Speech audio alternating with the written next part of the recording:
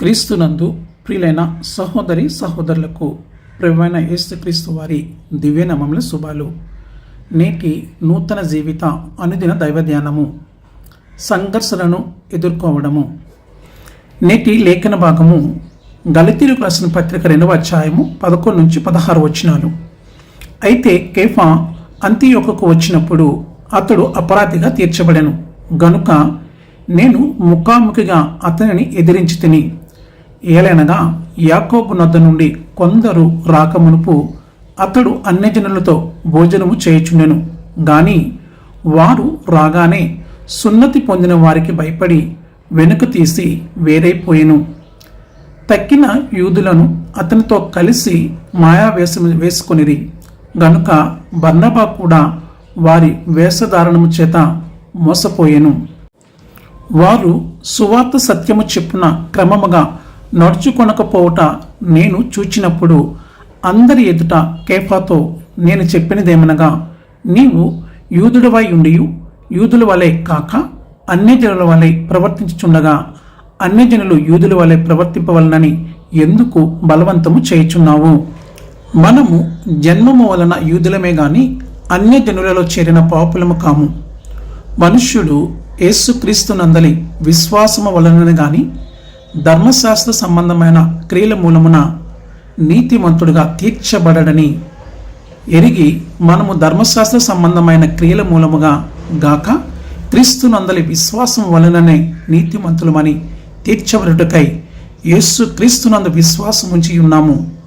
ధర్మశాస్త్ర సంబంధ క్రియల మూలమున ఏ శరీరము నీతిమంతుడని తీర్చబడు గదా? దేశాల మధ్య, స్నేహితుల మధ్య మరియు కుటుంబాల మధ్య అనేక సంఘర్షణలను పరిశుద్ధమైన గ్రంథమైన బైబిల్లో నమోదు చేయబడ్డాయి. ఈ రోజుల్లో మనము అదే విషయాలను చూస్తున్నాము. పోరాడుతున్నప్పుడు ప్రజలు కఠినమైన అన్యాయమైన మాటలు మాట్లాడుతారు కూడా. వారు చేసే ఆరోపణలు తరచుగా గందరగోళాన్ని, మానసిక నొప్పిని కలిగిస్తాయి. అయితే అటువంటి దూకుడుకు మనము ప్రతిస్పందించే విధానము మన విశ్వసించే దాన్ని బట్టి నిర్ణయించబడుతుంది. మనము బాధకు, ఆందోళనకు గురైనప్పుడు మనము 2 విషయాలను గుర్తు చేసుకోవాలి. మొదటిగా, మన బాధాకరమైన సమయాలను ప్రయోజనకరమైనదిగా మార్చే శక్తి ఒక్క దేవుడికే ఉంది. రెండవది, మనపై ఆశతో ఉన్న మన పరలోకపు తండ్రి ఎల్లప్పుడూ మన బాధలలో మన పక్షాన, మన ప్రక్కనే ఉంటాడు. మనము ఎటువంటి బాధను అనుభవిస్తున్నామో అతను అర్థం చేసుకుంటాడు మరియు ఆ బాధలో మనతో నడుస్తాడు. దేవుని వాక్యము ప్రకృతిపై తన సార్వభౌమాధికారాన్ని చూపుతుంది. యెహోవా ఏది ఇష్టమో అది చేస్తాడు. కీర్తనలు 135వ అధ్యాయము 6వ వచనములో, ఆకాశమందును భూమి అందును సముద్రమందును మహాసముద్రం అన్నిటి అందును ఆయన తనకిష్టమైనదంతయు జరిగించువాడు.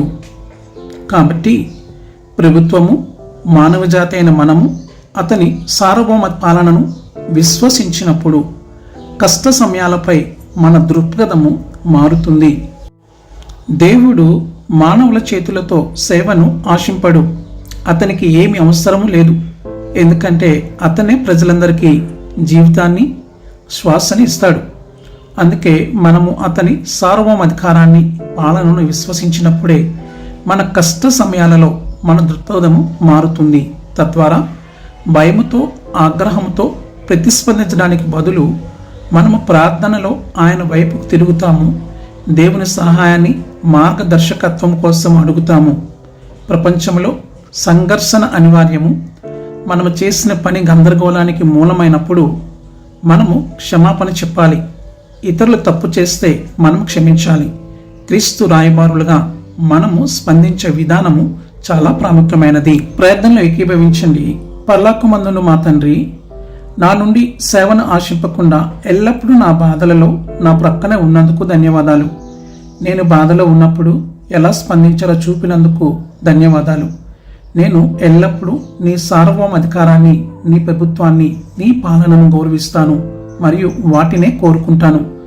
నా పని ద్వారా ఎవరైనా గందరగోళమైతే నేను తప్పకుండా వారికి యేసుక్రీస్తు వారి నామములో క్షమించమని అడుగుతాను. ఆమె